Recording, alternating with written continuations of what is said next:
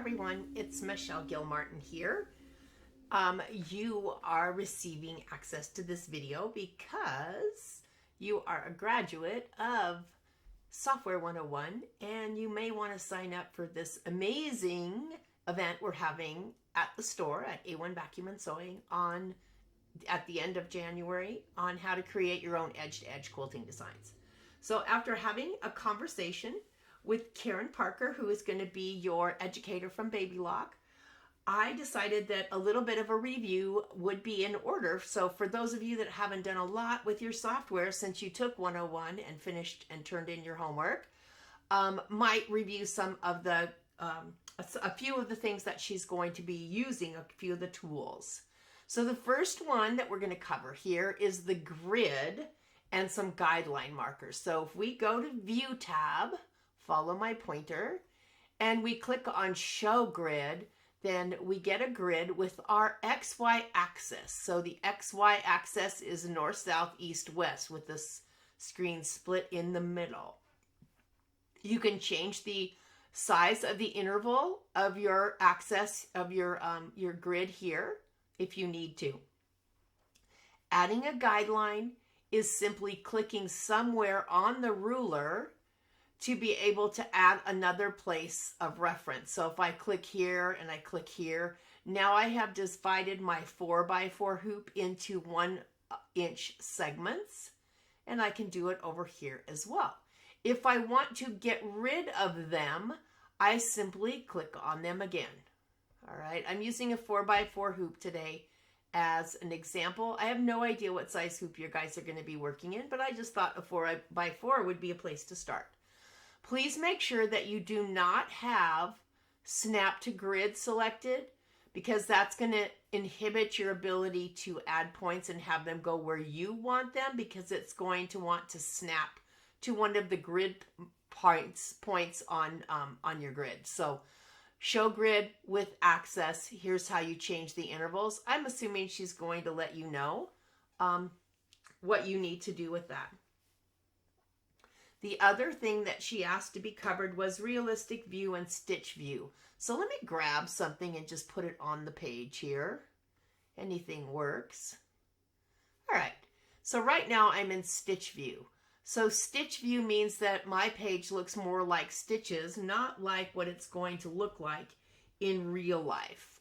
Realistic view makes it look more like embroidery stitches that are ready to sew out. So but working constantly in realistic view takes longer because it takes your computer a longer time to process in realistic view. So stitch view might be what you work in more frequently. So that was realistic view and stitch view. The next one is to open an image and to modify an image. So first of all, for me, I'm going to go ahead and get rid of my grid right now. And then I'm also going to get rid of this box. So I don't draw at all. I think that you might be are in for being able to actually draw and create your quilting pattern. And good for you. I can't draw even stick people. So what I did is I just took a picture from a book that I had of something to use as an example. This is in no way a representative of what you might be doing in this class, okay? It's just showing you the tool. So I'm going to go to my image tab, and from my image tab, I'm going to open an image. So from a file means that you're going to open it from like the downloads folder or from a USB drive or something, or from the Twain device would be the USB. I'm going to go ahead and open from file. I have it in my downloads folder, and I'm just going to click on this image. And you can see that my image is way too big for my 4x4 hoop. So I'm just going to come down here and kind of reduce the size of my image. And you'll also notice that you have 8 black boxes around your image to begin with that you, like if you have a design selected. So I'm going to just create guidelines that are the middle. And I'm going to use the arrow keys on my computer to move that design down to the center of my page. I'm using a 4x4 hoop because I'm going to go someplace with this later. All right. So now I know I have the image in the center of my hoop. I can get rid of those guidelines by clicking on them. All right, so you'll notice that in the same little box, you have something that says modify image. Now this is not a very good image, so as I modify it, you'll see what it's happening is I'm not changing the design of the image itself. I'm just making I'm making the image lighter or darker. So this is to open an image and to modify an image. All right, so I'm gonna go ahead and delete that and start with a new page. The next thing down is your open straight line and your open curved tools and their keyboard shortcuts. So keyboard shortcuts was never something that I taught in PE Designer Palette because there's an actual word that's easier for me to remember, but we're going to look at them and so that you'll know what she means by it. So I'm going to go ahead and go underneath my shapes tool. So I'm on the home tab and I'm going to click on shapes. And you'll see that the very first row in shapes is your, if you mouse over it, your open straight line. And looky there, it's a shortcut key Z. And if I go over to the next one, that's my open curved line and the shortcut key is X. So that means if I want to go between the two tools when I'm drawing something, it means that I can click on the Z to be able to get to the straight line and the X to get to the curved line. So I'm going to start with a straight line tool. And with that straight line tool, I can come over to my area and I can create points or create embroidery. I want you to notice that over here, you still have those line tools, the straight and the curved. So if you forget what your keyboard is, you can just come over here and click on the tool that you want. So let's say I'm going to start with straight. And I'm going to do a couple of straight lines. And now I want it to be curved. I can go ahead and I can click on just the X on my keyboard. And did you see how my cursor changed to the curve tool? And when I'm done with doing a curve, I can click on my Z. And guess what? They're right next to each other. So you don't even really have to move your hand. But if I forget this altogether, I can simply jump over here and click on the curve tool and then come back to where I was. So either way that you do it, you can just come back to either selecting it here at the top toolbar over here under outline, or you can use the X and the Z, the Z and the X on your computer keyboard. So the Z is the straight line, the X is the curved line. All right, so, and then double click is how you end. So let me just do some basics so that you can get a recap of that. So if I want to do a straight line, I'm going to select my open straight line tool from my toolbar under the home tab. When I click on that, you can see what happens to the change in my cursor. So this lets me add straight line points, and they're all going to be more angular. When I double click at the end, that's what discontinues my use of this tool. If I wanted to start with a circular, a curved tool, then I would select the open curve. And I would just, so now I can draw something that more resembles a circle. When I double click at the end, it creates the pattern that I'm looking to create. The other thing was to be able to join points and to split at points. Split at points we covered in 101. Joining points, I think that maybe one class we covered it, but I'm not sure we did in all classes. So we're going to do it right now. So from my Shapes tab, I'm going to go get my straight line tool. And I'm going to go ahead and draw part of something and then double click. All right. If I want to split something at a point, I'm going to come over to my select tool. Under my select tool, I'm going to find the select point tool. So when I click on that, you'll see that this has 3 points. 1, 2, and 3. Each one of those boxes represents a point. If I want to split something at point, I can right mouse click over the point and a dialog box comes up that says split at point. All right, how does that make a change? Watch. You can see that right now this one's light blue and this doesn't have a color. So under the Shapes tab, this is a line, so it's not fill. I can assign something to one and then assign something completely different to the other one. So when you split at point, you still have that angle, but you're able to assign different properties to each one. Okay? So now let me just undo what I've done. Undo, undo, undo, undo, undo. Let's see. If I do the points now, let's see what I got. Okay, this is what I want. So now let's say I want to join these points. Actually, I need another point to be able to join. So let me just start with something else. Because if I join it, it's just going to make a straight line. All right, so let's say I'm going to do the curve tool. So underneath the shapes, the open curve, click, click. Every time you click, it places a point. All right, so let's say I did this one.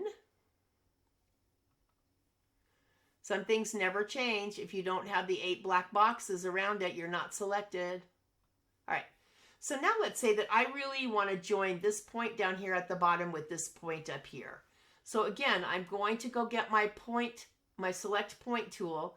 I'm going to hold down my Alt key on my keyboard, left mouse click on that point. See, I've got a little hand there. I'm going to take that hand all the way up to the other point. When you see the point turn red, let go. And it will actually join that. And that will be, and I have no idea why it does these little numbers up here, but if you just click, they'll go away. But now I have a continuous line. So it's not, the line is not broken. It is, I have joined one point to another point. So that is the joining points. Another thing that was on the listed requested things was the type of Beziers changing points from straight to curve. All right, so if you click on any point, you get what we call the wings. And the wings actually let you reshape or refine the shape of your whatever you're drawing. All right, we're started with the curve tool here. And so if I move these wings, no matter which one it is, then whatever I do is going to be on a curved axis. If I right click on the center point, I can change that to straight, which means that when I click on it again, so each time you were to click on this, you can have to curve, you can delete a point, you can click split at point. We covered that earlier. This one we've already changed. But if we come down to this one, there's my handle. It's a curve. If I want it to be straight, I can just right click and go straight. If I click on it again, highlight it, I can go to curve, and then I get my Bezier again. Once you've changed it to straight, you won't get the handles. If you change it back to curve, you'll get the handles, because we remember we drew this with a curved drawing tool, not a straight drawing tool. And then if I come over here, you see that this one's kind of wonky because of the line. But do notice that this was the line, the point that I joined. And once it's joined, it's the same as if it was never opened to begin with. So that is joining points, split at points, angles, the Beziers. They call these little wings Beziers. I just call them handles. And that allows you to work with your lines. You're going to be working with lines a lot when you're actually drawing your quilt thing. So I'm assuming that's what that's for. Okay, new box. The other thing that you'll need is to make sure that your sewing order pane is operational. So let's look again at how we make sure that some of these boxes and stuff are turned on. So if you come to your View tab, the sewing order pane is right here. The stitch simulator, that would be this guy down here at the bottom, is right there. The attributes are the panes on the right. Sewing attributes, text attributes, color palettes, they all have to be selected if you want them to show up over here.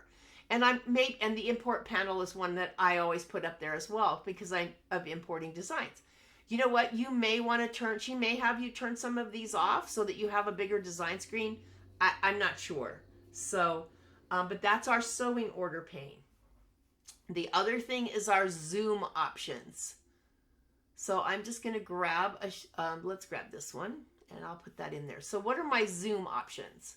If I come to the home tab and I click on the magnifying glass, then look at my cursor, it turns to a magnifying glass. If I click and drag, I can lasso whatever I want to grab and it enlarges. Guess what? If I keep clicking, as long as my my cursor is a plus, it's going to keep getting bigger. If I click on the minus and I do the same thing, I can, click back down. If I want to escape altogether, I need to come over here to the select tool to where I get my arrow, my cursor back and not one of these icons. So that's the zoom pattern, the zoom options. All right, the next one is the fun one. I'm not sure what she's going to use this for, but I think it's so that you can see if your designs match seamlessly when you go to connect your edge-to-edge design. So I'm just going to grab, again, just a shape. Works the same on a shape as it does anything else. So let's just grab this square. All right. So and then one of the things that she mentioned, and I don't know what she means by to nest designs. So that one you're just going to have to wait till class to see what she means by nesting designs. I'm not sure. Could mean a couple of different things. But let's talk about your arrange copy tools. All right, so let's say that you've got one design and you want to see, because I'm pretty sure this is what she's going to use it for, but I don't know. If you want to see if it's going to match when you duplicate it. So one way to do would be to select it. Remember, you got to have the 8 black boxes if you want something selected, is to select it and come down to the arrange copy and arrange copy and vertical mirror image. So when I do that and I come over here, then I can my cursor turns to a mirror image. I can line up the lines. I can double click or single left click. And I would be able to see if this was a line that I drew, I would be able to see if it connected. So let's see, let me try something that might be a little bit more, that might be a little easier to follow. Okay, first of all, I'm going to create, I'm going to create an XY axis. So I'm going to go to 0 and I'm going to make the box down to 4 inches again. All right. So I know that if I'm going to do a connecting embroidery design or a connecting quilting design, that it has to start and stop at the same location. The location can be anywhere. It doesn't have to be in the middle, but it has to start and stop in the same location. So I'm going to go ahead and get my drawing tool. I'm going to start here. I'm going to go here. And then I'm going to go here and here and here and here and here and here and here, all over, just all over randomly. And then when I'm done, I'm going to bring it over here and I'm going to double click there. All right, so there's my design. Now I want to see if this design, if I can actually mirror image it and have it match up. So let's see how that works. First of all, let me get a bigger hoop size.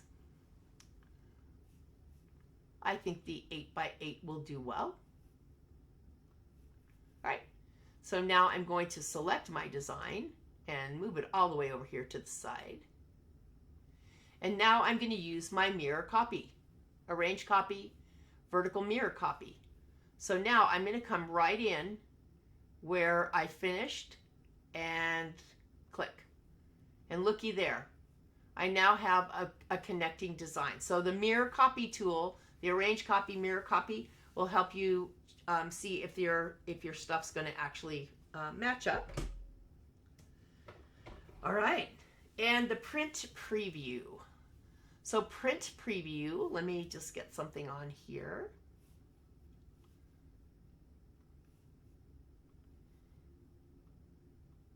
All right, The print preview is located underneath the application button, under print, and print preview. It displays what your embroidery design looks like on a piece of paper, I guess. So you would be able to say, if you were going to print a template to be able to match when you connect, this is where you would go, I guess. So that is your print preview.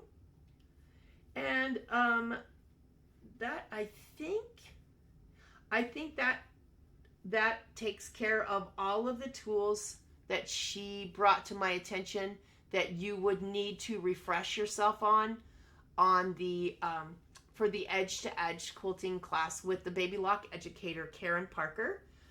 Again, that's towards the end of the month. And these are just tools for you to review. I already spoke praises of all of you of having been so successful in Software 101. So hopefully you will love this class. I'm really looking forward to it as well. And I will see you in class. Thanks for your time.